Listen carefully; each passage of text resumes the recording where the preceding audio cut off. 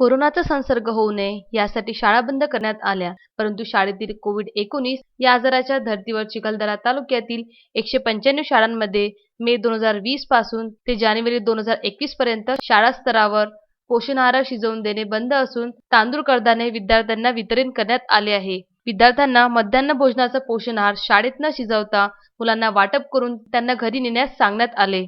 Corona संसर्गाला रोखण्यासाठी physical distance ठेवून हा शालेय पोषण आहार वाटप करण्यात आला. कोरोनाच्या संसर्गाला आळा घालण्यासाठी शासनाने विद्यार्थ्यांना शालेय पोषण आहार शिजवून देऊ नका, त्यांना अन्नधान्य वाटप करा अशा सूचना केल्या होत्या. या संदर्भात शिक्षणाधिकारी यांना शाळांना सूचना दिल्या आहेत.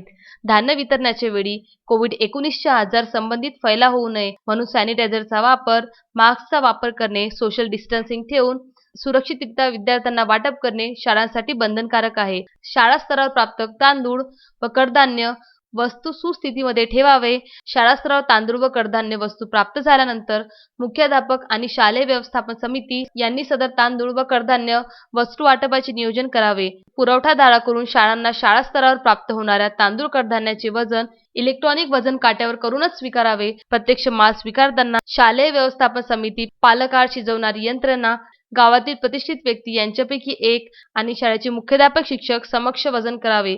केलेल्या मालानुसारच संबंधित शाळेतील मुख्याध्यापकाची पोहोच पुरवठादारांना देण्यात यावी.